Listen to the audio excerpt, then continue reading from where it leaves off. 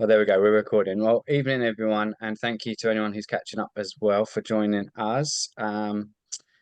Yeah, we're this is session six of our six sessions, so it's our final one, and I want to thank you for coming along and sticking it out and being involved in this process. I think we've met every other month mostly, so there's been quite big gaps in between them, but whether they kind of have built for you and sort of one's led onto the other, or whether they've sort of felt more like standalone sessions that you've kind of dipped in and out of. I hope there's been some value as well, or it was some value either way. And yeah, hopefully this evening will be something that God really uses. That's what I kind of we're trusting very much within these sessions, that there's just something that the Holy Spirit is just imparting and encouraging us in.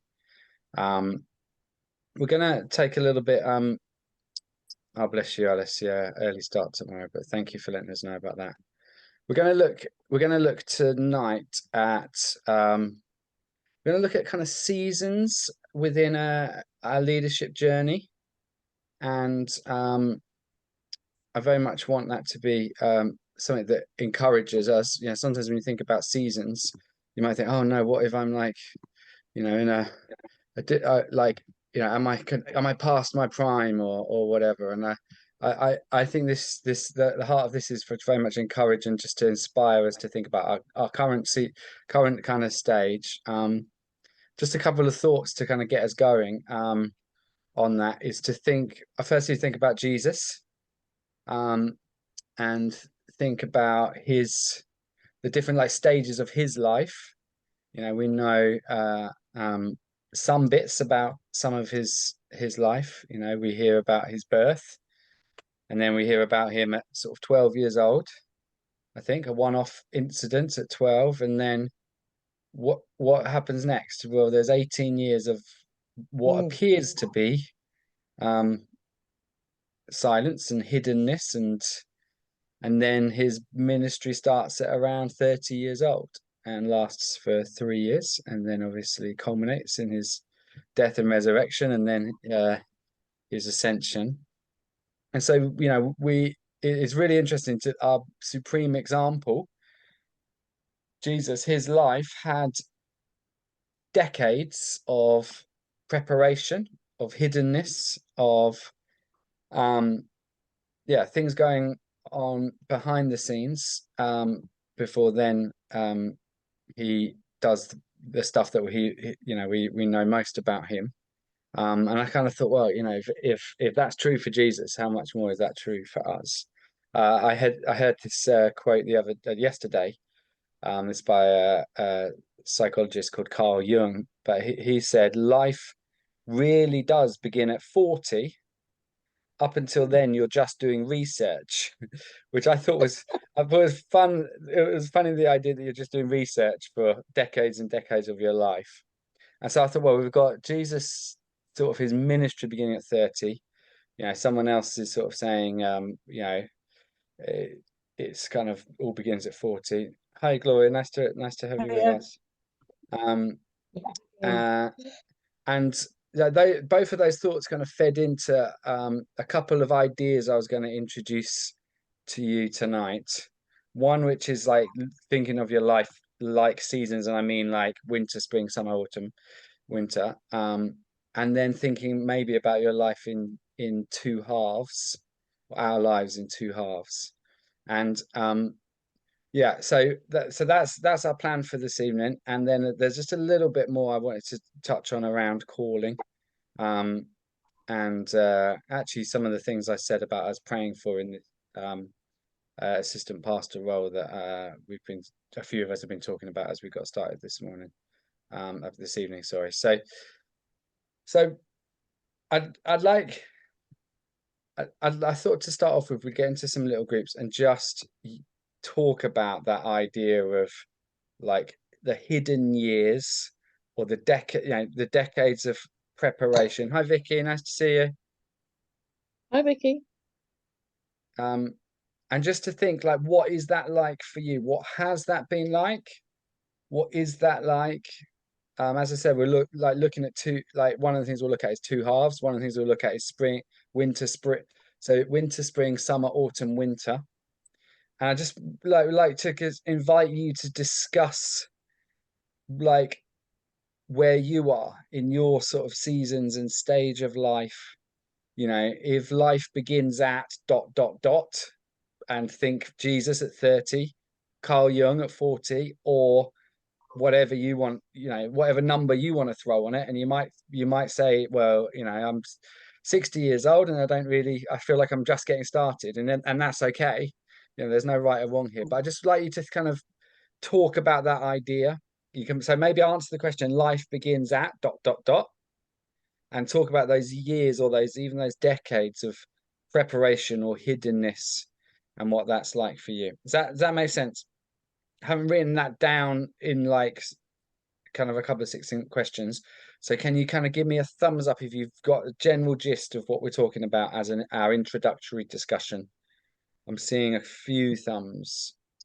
Great, cool. So I'll put us into, how many screens do we have? I'll put us into 3 groups, so there's only a few of us. And that gives us more chance to talk. And we'll have, it's 11 minutes past on my clock, so we'll take 9 minutes or something, around 10 minutes, if that's okay, and just chat about this. I'll pause the recording right now, and then we'll come back to it. Say in a second. Right. Welcome, Stepanoise, and yeah, welcome back if you you weren't in one of those groups.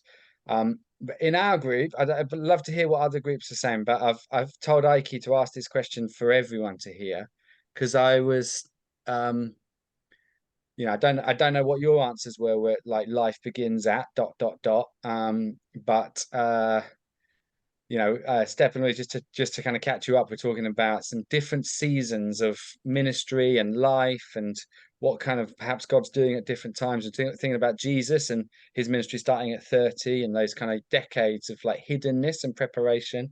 I read a quote from someone else about life beginning at 40, and everything's research up until then, which I like really amused me. And then in our group, right at the end, I sort of said, "Oh, actually, think about Abraham. It was like 80 where he started his ministry." And then Ike was then going to ask a question. So go for it, Ike.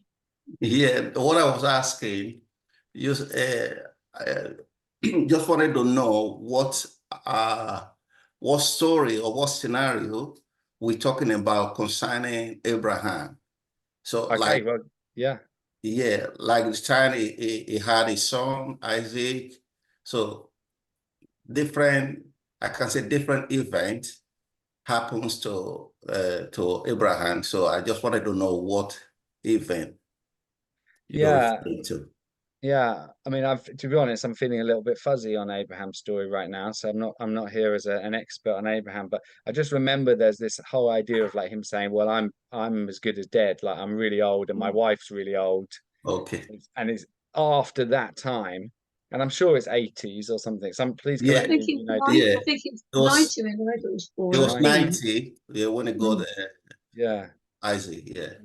I guess it was I was reminded, wow, God's not restricted by age No. at all, and there's good Mm. examples. But at the same time, so we're talking about different seasons, as I'm about to introduce now. I'm not wanting us to get bogged down with, oh, well, I'm 45, or I'm 65, or I'm 15, or whatever. God's bigger than that, and we have great examples in the Bible of God working outside of that. So it's less think about your age, but maybe be challenged by stage, and thinking, okay, God, what are you particularly working in for me? So this is all meant to encourage, and it's all meant to kind of challenge in a helpful way, rather than like count people out or make anyone feel like, oh gosh, I've missed it. That's not the point of what we're doing tonight. I think we would all say that time is one of God's best tools, wouldn't we? I was speaking to someone yesterday who's in Canada, and he's a friend of mine who was in the youth group I led in Bedford. And it's just one of these connections that I've kept for years, and he's a really like special friend, and I think he probably looks up to me as a bit of a mentor, but you know, I get lots out of chatting to him as well. And he's joining a new church, and was describing this the leader of this church, and and was telling me lots about him and was being very, very very, very complimentary. Like I was, lots of wisdom, lots of experience, blah, blah, blah, blah, blah. And I was picturing, because of where I am in my life, I was picturing someone who was like 55. Like I just had this picture in my head of someone like later on in life. And then it just came out in conversation that this man that this guy was describing is 29. Oh, And yeah. that, this shows some of my prejudice and some of my biases. I was like, oh my gosh, 29, and you're saying X, Y, and Z about them.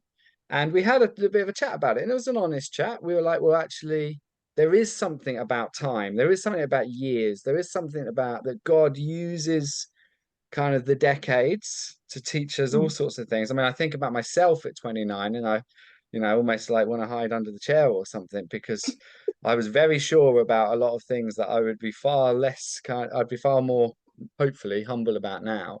And I wonder if I'll think the same when I'm 50, looking back on me at 41.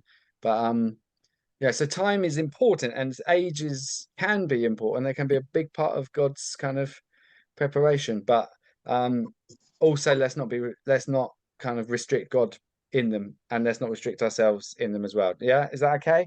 Have I found that balance? I think I'm trying to find a balance there, and by saying actually, time's important, but also God's kind of bigger than that too. Happy? Yeah.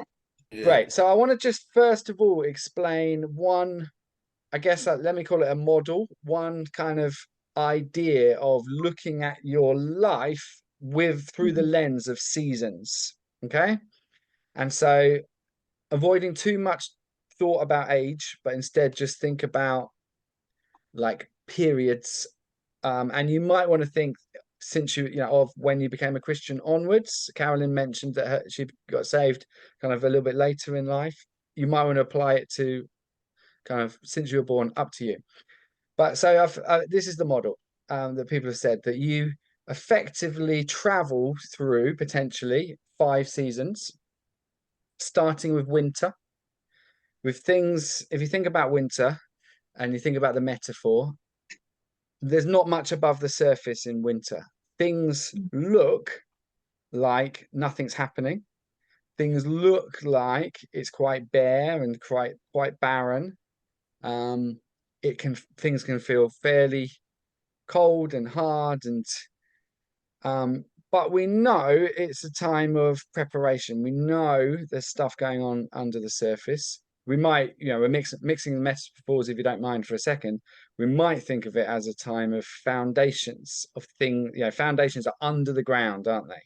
They're hidden and unseen. So I've mixed my metaphors there for a minute. But coming back into like the seasons idea, there often is a period where you're not seeing much happening above the surface.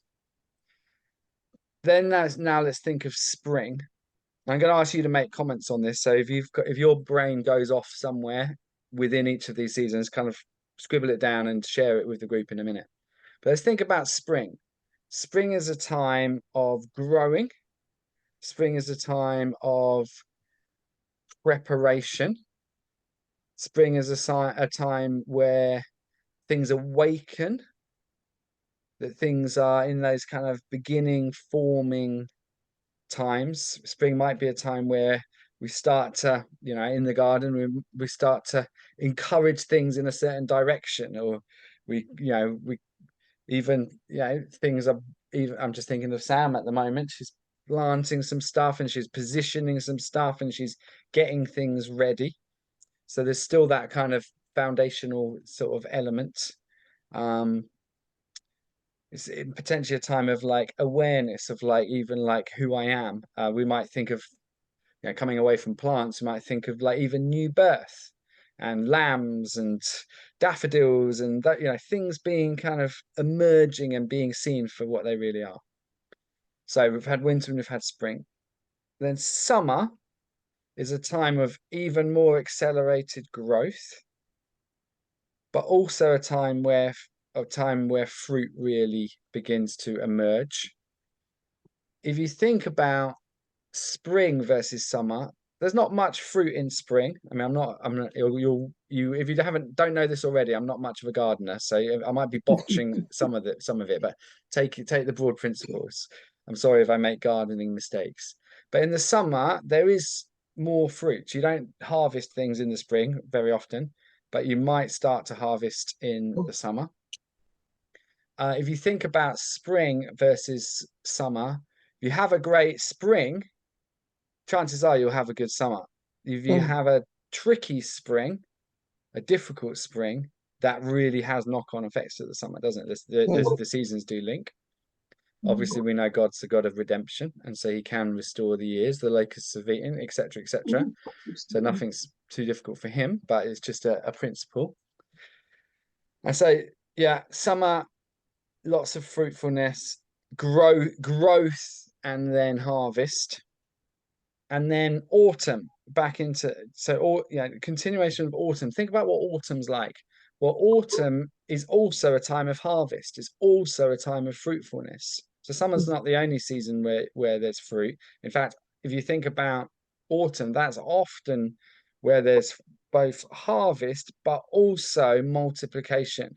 I think that's what's really exciting about autumn as a season. It's a time where all of the kind of fruitfulness, all that's been invested, all of the winter and spring and summer, often actually can lead into multiplication and reproduction, and possibly the next year and the next year and the next year's worth of winter, spring, summer, autumn. So it's a time of reproduction, harvesting, fruitfulness, and an investment into the next seasons. And then winter again is a time perhaps of rest, a time of evaluation, a time of reflection, and I think also, a time of preparation for the next thing. I mean, if we were to extrapolate this into the seasons of life, and we were to think about ages for a minute, and I hope present company in this room is happy for me to talk about this. Actually, we have a whole new life to look forward to, don't we, as Christians?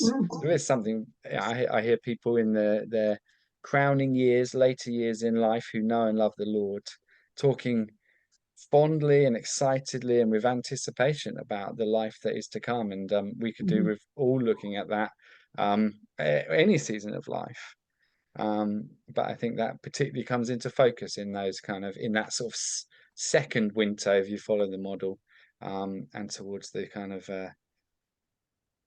that final season. So there you go. That's the best I can do in terms of explaining it in a couple of minutes. But it's a model. It's something to kind of grapple with. No one's pushing anyone anywhere. No one's imposing this on you. But I'd love to hear your thoughts about winter, spring, summer, autumn, winter again. And I perhaps ask you to consider this. What season do you think you are currently in? And again, actually, let's go back into our groups, because I think it gives us more time for each of us to share. If we shared in this big group, we'd probably only be able to sort of each say a little bit. So let's go back into our groups and just talk about what you think about the model, and feel free to completely rubbish it. You might say that is not helpful and it doesn't make sense, and Tim clearly is not a gardener. Or you might say, oh yeah, that I agreed with that bit, but that bit not so much. But then also let's not just make it theoretical. Let's think for ourselves, where are we? Can I tell you about me quickly? I would say I would feel like, and this idea was helpful in my 20s and 30s. I feel like I've transitioned from spring to summer, or I'm on that cusp. And I think what was particularly helpful for me over recent years was to think, you're not in summer, you're in spring, and therefore what's God most interested in right now? Like, let's wind the clock back 5 years. Okay, you're in spring. Therefore, God's not actually about fruitfulness right now. He's about preparing you. He's about working in your heart. He's about working in your character. He's about training you up the vine. He's about shaping. He's about preparing. He's about helping you doing the work under the surface so that you can be fruitful in later life. So that's been quite a shaping thought for me over a number of years. But I would just kind of even apply this to kind of more recent years, actually thinking, okay, it's not actually fruitfulness in terms of like harvest isn't necessarily God's priority right now. Actually, maybe he's doing like some of the preparing under the surface stuff, and therefore, like, where's the focus? Where's the energy put in? Does that help you? Does that help you? Just to kind of put myself out there as an example. All right, so discuss the model, tear it apart, build on it. You might have some other thoughts on one of the seasons, and then where are you? Is that helpful? I'm hoping this is going to be quite rich. Has anyone got a question before we go? I thought someone just said something, but no, that's okay. Okay, I hope this is something that's getting the juices flowing, as it were, getting us thinking. It certainly seemed to be in our group, kind of challenging us in different ways. I thought as a way of sort of getting us to feed back a little bit, and maybe if anyone's got anything they'd particularly like to comment on, I thought I'd just get us to kind of wave if we feel particularly like we're able to say we're in a season. Oh, Erica's got a question. No, I wonder if you're waving, Erica. I wonder if you're just practicing. Well, we had like 3 seconds left, and I said something really silly, and then I thought, oh no, actually, it's not silly. But we were talking about winter, and I just said it was about what we fill our winters with. Remember, and I said, oh, like loads of chocolate and fluffy blankets. But I was going deeper than that, and I was saying that if our winter is filled with, like, if we have scriptures that come to mind, or if we fill our lives with God's word and God's presence, then winter can seem a lot more not easier to get through, but we can find comfort in those things. Yeah, it's good. That's what I was saying. The word that came to my mind when you were saying about that was hibernation. Yeah. And you think, well, as one of the ways God created the world to work for some creatures is that actually winter's not just rest, it's like properly like hidden. Yeah. And my head spins off into all sorts of things about God providing, and and even just to think about Joseph and in Egypt and the years of plenty and the years of famine, but God providing enough for all 14 years. And anyway, I love how these things can spin off. All right, does anyone here feel they're in like the first winter? And don't know. I think we were saying that life is actually not always that simple, and it's multifactorial. So where you may be feeling like you're in the winter in one aspect. So we were saying, if you look at life, you may have your church life and your spiritual life. They actually may be separated. They may be in the same place, but then you may have personal things going on in life, and then you may have work life. Work life may be actually going swimmingly, and you'll be fantastic. And you think, oh yeah, you feel like you're in a real fruitful season. But within your church life, you may be in a season of discontent, and more in a winter time. Or actually, there's so many things going in your personal life.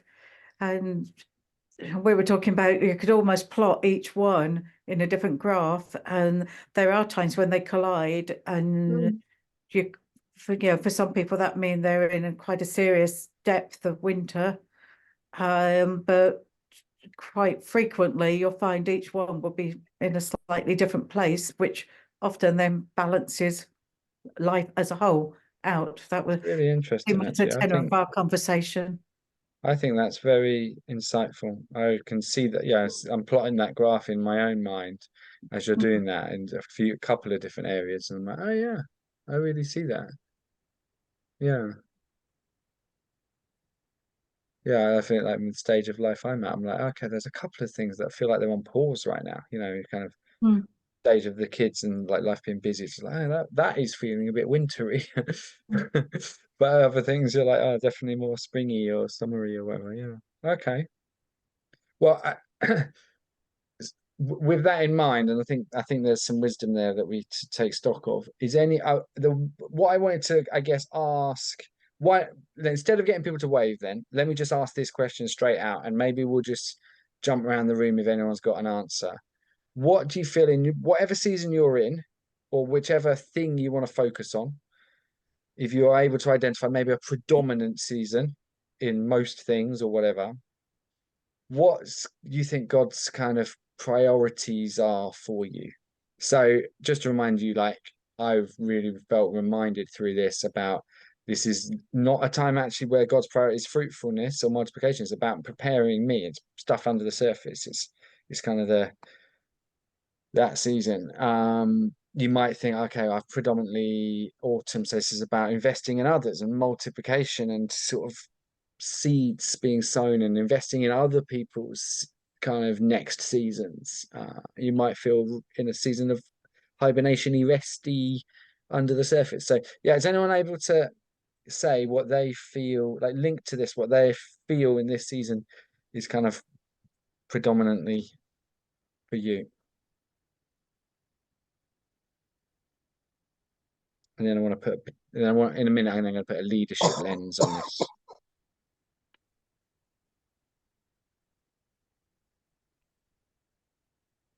I would say I'm about to enter a new season throughout this year, so I cannot put a time scale on it. No. But so personal life, for the first time in 35 years, I'm going to be hopefully working part-time from the summer, Wow. taking a Okay. partial retirement. Oh, cool. And I think at the moment, I don't quite know what that next door is, and I don't think I need to know.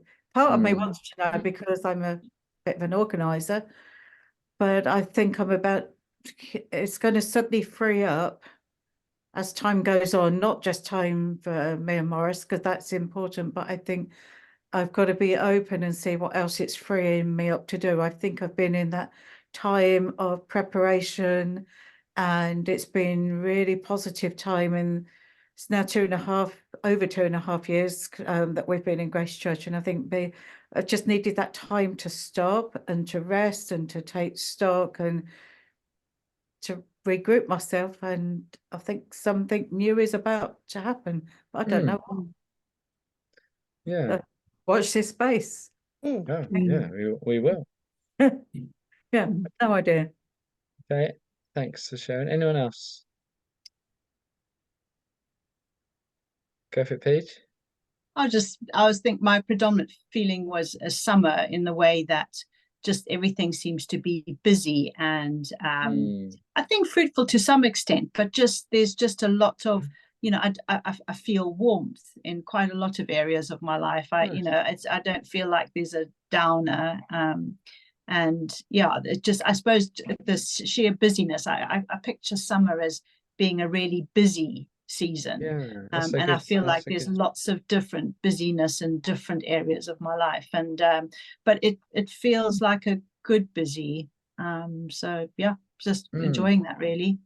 Yeah, I love the warmth and kind of busy. There's two good additional kind of takes on summer. I like that. Anyone else? In my city, we got like just 2 seasons, like a very hot summer, and very cold winter, a very long winter, a short summer, but all of them are very intense. So when we are in one season, we always waiting to be finished because it's too hot or too. So when you are in one season, it's like you are not happy there. Sometimes you are not happy there, and you want to move to the next one. So sometimes we are like, I want to move to another season, because always expecting something probably more comfortable, much better, or, and sometimes we want to just move and to pass, I don't know, the situation you are right now. And one thing God showed me years ago, and I need to remember always this, God doesn't want to keep you in this situation or in this season just to have to suffer. No, just you God wants you there because it's time to learn, or it's time for that. So not just suffering, is learning and taking this time like an opportunity to see God grow. I don't know, speaking to your life, doing all God wants to do with you, not just suffering and waiting for move to that and next season. Yeah. That's good, Esther. Lovely. Thank you, Esther. Esther, you've reminded me of what I read in the Bible this morning. I'm just, you know, I some of you will know I work through scripture very slowly. I can't read whole chunks, so whole, you know, some people do the Bible in a year and things, and great for them, you know, fantastic. But for me, I'm just a few verses at a time kind of guy, because at the moment I'm in a season of just finding it very rich and finding just I can just stay in a few verses and that's enough for me. So I'm just reading through. I've been reading through Hebrews and then James, and I was just noticing this morning it had James uses this illustration of seasons, and he says, "Be patient then, brothers and sisters, until the Lord's coming." So it's very much that kind of Jesus returning view that they really held on to, these New Testament writers, and we could do with doing the same. But he says, "See how the farmer waits for the land to yield its valuable crop, patiently waiting for the autumn and spring rains." Or the version I was reading is early rains and late rains. You too be patient and stand firm, because the Lord's coming is near. And it says, as an example of patience in the face of suffering. And I just think you made me think of that, Esther, that it's good, like God is not suffering for suffering's sake. It's a sense of like a farmer waits, and there's hope in their waiting. There's eager expectation. They know the deal, and they don't dig up this, you know, cauliflower or whatever it is too early, because they know that actually that would spoil it and they wouldn't get the crop that they're waiting for. There's just like, I thought such a beautiful picture of it being hard to wait. I even thought they've got the early rains and the late rains, and like the temptation after it's rained a bit to like get your fork out and start digging, or get your tractor out and start kind of harvesting. But even like, okay, some rain, and we know that happens early, but then we wait a bit more, and there is some sort of hardship in it of the waiting, but then the late rains, and then there's fruitfulness. So I really hear that kind of, oh, I'm just yearning for the next season. I remember being in Texas in November, and it was like 35 degrees, and they were just like, this summer has gone on forever. We just cannot wait for the next season to end. And it's a bit, I imagine it sounds like where you are in Spain is a bit like in Dallas. They have like 2 seasons, and then it's freezing for a little while. Yeah, their summer's long, but their winter's short, but harsh. Yeah, so I really hear that. Like oh, I'm desperate, but there's something about being waiting patiently, isn't there? Any other thoughts? I was thinking that in a similar way to Gloria. You know, we've been around Grace Church, 3 and a bit years, and I think when we arrived, a fair bit of trauma, probably very much a winter season. Yeah. You know, pretty harsh, and actually this sense that began to pick up, you know, the tools of spring, and feeling like actually started to be open to do different things, a new season and growth. And I think that the sense for me is that there's end of spring, beginning of summer, but there's new growth. And you know, if you're a gardener, and I'm not, I'll say that again, we said it in the group, but you want to train the plant and you Yeah. want to actually remove the bits that aren't going to help it. So Yeah. sometimes there's lots of healthy shoots, but you cut out the ones that don't go in the right directions. Yeah, and I think that sense that I'm in that season where I want to make good choices and I want God to prune me. Yeah. Not always like being pruned, and sometimes you're quite resistant, but that sense that it's for the good. Yeah. I want to pick up new things, do new things. Great. Yeah. That's really good. We've seen that step. It's been privileged to see that over these last, I can't believe it's been 3.5 years. But yeah. Yeah, well done. Yeah, I've seen Sam and gardening people take bits off because they're almost like we don't want the energy to go there. We want the energy to kind of go here. Yeah, there's that kind of almost that focusing in. I don't know if plants have energy in that sense, but I've seen that. Have you anyone else who knows more about these things? Like you do, yeah, they clip some bits off so more bits grow better. They also clip things onto a support. Yes, that's right. Yeah, as it were to grow through like a vine, it doesn't collapse itself. Yeah, I think that sort of sense of like listening to God, where you need to anchor yourself. Yeah, where you need to encourage that growth. Yeah, yeah. And you also deadhead the flowers, because then that leaves the ones that haven't come into flower yet to look more beautiful, because they're not alongside the deadheads. And I'm sure there's something in that spiritually as well. Yeah. Wolf, this is a rich conversation. Thank you, guys. Okay. Anyone else before we move on? Just with one kind of additional thought.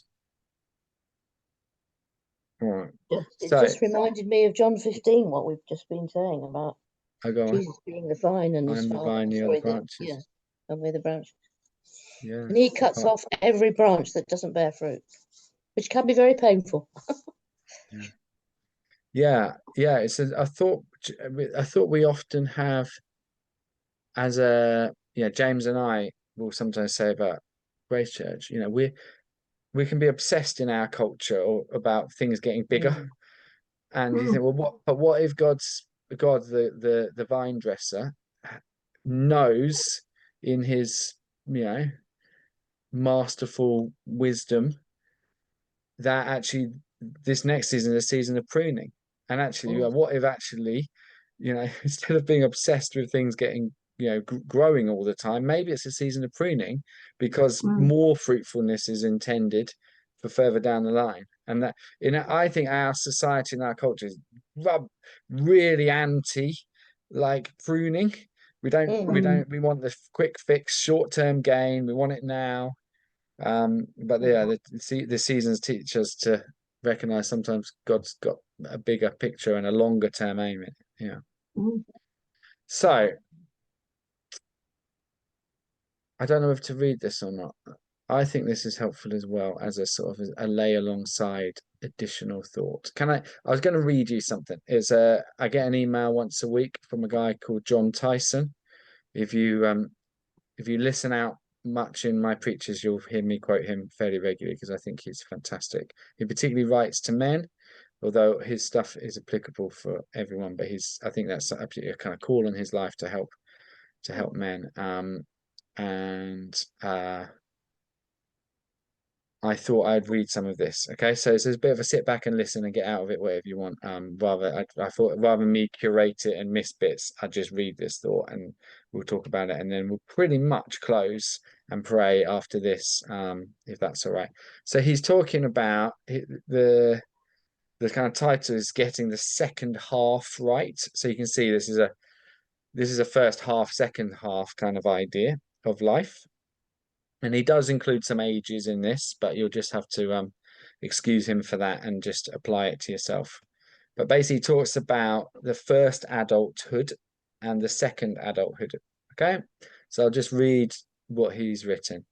The first adulthood, heroic thinking. Heroic thinking. In our later teens and early 20s, we live with a kind of heroic thinking.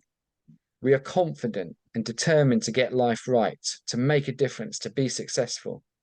Fresh out of university, becoming aware of how life actually works, we resolve to work hard, find love, and build a beautiful life. We are also aware of the failures of the previous generation and those who raised us. We cannot understand how they made the mistakes they did, how they gave in to the temptations of sex, money, power, overconsumption, and the ideologies of their day. We resolve in our hearts to do better than they did, to do the work of righting their wrongs, living with integrity, navigating with wisdom, refusing to compromise. We resolve not to make the same mistakes they did, and we're sure we never will. This kind of heroic thinking, he says, is necessary to move the world forward. He's not necessarily saying it's bad. The energy and effort of people in their 20s is a true gift, the kind of idealism the world needs for the stubborn forces of history to yield to the concerns of the emerging generation. Heroic thinking thrusts people through their 20s and 30s. Accomplishment, recognition, measurable progress, making the world a better place. Determination, energy, vision, ambition. These are in large supply. But somewhere in our late 30s, so it's interesting he puts an age on it, so do with that what you want. Somewhere in our late 30s, we become aware of one glaring oversight. As much as the world needs to change, we become aware that we need to change. The problems aren't just out there in the systems and structures. We realize they are in us, that brokenness stems from the soul and the spirit. As Tolstoy said, everyone thinks of changing the world, but no one thinks of changing himself. Coming to terms with this slow realization can cause a descent into disillusionment. Upon forced reflection, interesting the word forced there, upon forced reflection, we see the things we condemned in others, we have justified in ourselves. That which we swore to never do becomes what we have done. In shock, we realize we have compromised in the same ways as the previous generation. Without our permission, we're forced into a confrontation with ourselves. And in this confrontation, heroics are futile. The second adulthood, meaning and wonder. The beginning of the second adulthood is about ruthless honesty with ourselves and deep introspection. We need to come to terms with who we actually are, not who we wish we could be. We have to acknowledge our weakness, break our addiction to the immediate and spectacular, and cultivate a new kind of life. We have to learn to tend to the things we have neglected and dismissed in our pursuit of mission, impact, and change. But what makes this so hard is that we are facing things in ourselves we don't know how to confront.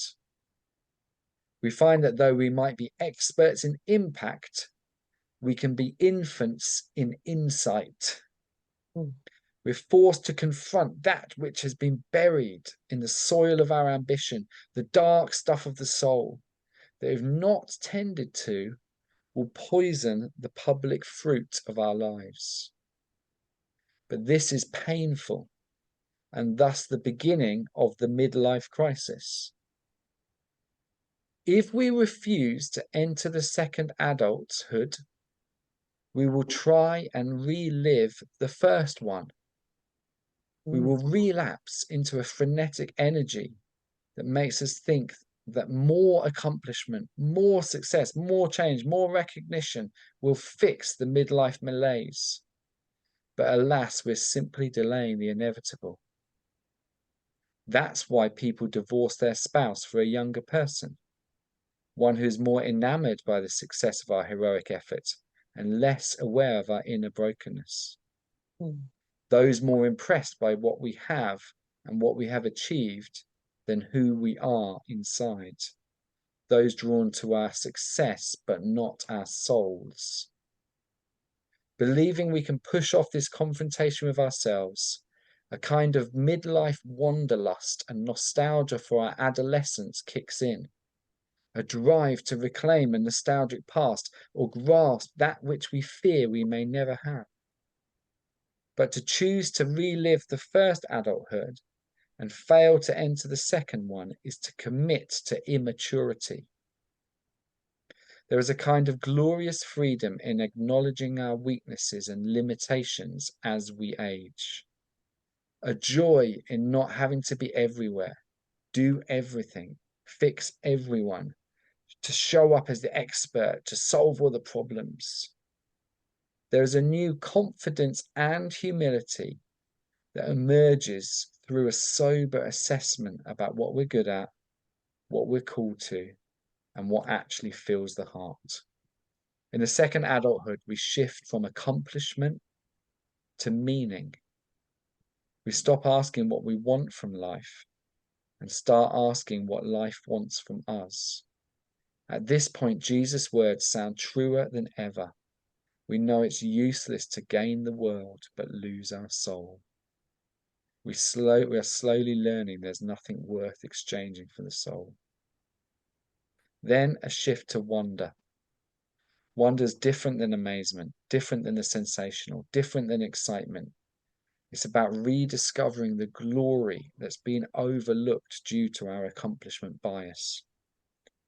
Rabbi Lawrence Kushner wrote, "The burning bush was not a miracle, it was a test." God wanted to find out whether or not Moses could pay attention to something for more than a few minutes. When Moses did, God spoke. The trick is to pay attention to what's going on around you long enough to behold the miracle without falling asleep. There is another world right here within this one whenever we pay attention. Wonder is about depth, notice, simplicity, and joy. It's learning to delight in the ordinary miracles happening all around us, waiting for us to behold. I feel the gravity and cultural pressure to try and relive the first adulthood a second time. There can be a fear in a personality like mine of squandering ambition, of not making enough impact, of wasting the rare gift of energy. But I am choosing to put away childish things for a second time, to enter the second adulthood with a mellowed intensity, to look more closely, to slow down, to bring my whole self, wounds and gifts, and learn to walk at a sacred pace. I can tell you God is teaching me to pay a different kind of attention. And behold, the bush is burning in places I never noticed, and I'm in the middle of a war to fight off the sleep. If you're in your first adulthood, fueled by longing, dreams, urgency, and vision, enjoy this season as it is. Live life fully to the hilt. It's your desire for change and holy discontent that brings the reformation we desperately need. It's your insistence that things can be better that confronts much of the brokenness in our world. Stay humble, but feed your frustration and fuel your passion. Reformative energy is a gift to us all. Maybe you're entering into the middle passage. You're trying to make sense of your changing ambition, narrowing vision, and growing frustration. Stay the course. Lean into what God is doing in you, not just through you. There will be fruit from this pruning, painful though it may be. And perhaps you're well into your second adulthood, a sage in the making, a guide for those behind. We need you. We need mentors who can help us age with hope, deepen without fear, and leave a godly legacy for the generations to come. May God give you grace in whatever season you're in to pass the test, to behold the burning bush, and to take off your shoes in the place that is your life. It's a long amount to read. I hope you're able to follow some of it at least. But I think that's very powerful, isn't it? Yeah. Very good. Yes. And I love how both adulthoods, both are honoured. It's not like, oh, when you're young, you're stupid. Like, just hurry up and grow up. Like, none of that. There's like, we need that energy. We need that determinism. We need all of those things. But also, I mean, I think one of the reasons I resonated with it so much is that's, I said about this last 5 years or, the last couple of years, I feel like that's been a big part of me thinking about, confronting my own brokenness and also learning to sort of slow down a bit. I feel like I'm still on that journey, but yeah, just pause for any comments that you might have, any questions, any thoughts.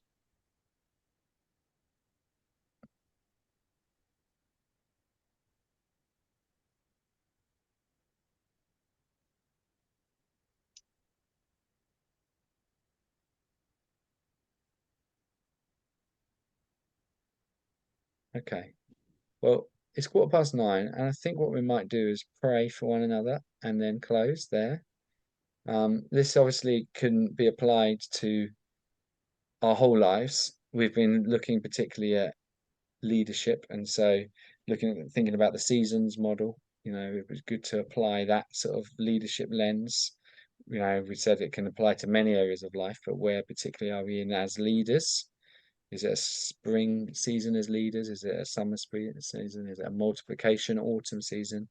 And then to apply those to kind of first and second adulthoods, those second halves, as well, as we're developing as leaders. It's worth thinking about too. I think there's a phrase that I think it's Craig Rochelle says. He says, everyone wins when the leader gets better. So working on us and us getting healthier and us recognizing what God's priorities are and the seasons we're in, and moving from the heroic thinking to the meaning and wonder kind of adulthood. Again, like everyone wins when we grow and when we learn, because it all overspills, doesn't it, into our families, into our workplaces, into our church, into wherever God's placed us. He's sending us where he's placed us, and so as we grow and develop, that leadership that we bring and who we are, yeah, definitely benefits. So let's go back into our groups for the last time, and let's pray for one another. You might feel in the smaller setting able just to share a little bit of maybe what's going off for you, maybe whatever impacted you the most from any of what we talked about tonight. Maybe that reading, or maybe what we talked about earlier. Like what's the Holy Spirit particularly putting his finger on? And let's pray, and then you're free to go from that point. We won't come back to the big group. Is that okay? Anyone want to say anything before we end? All right, well, you can pray for a minute or you can pray for 20 minutes, up to you. All right, God bless you. Thanks for joining. Actually, let me say this.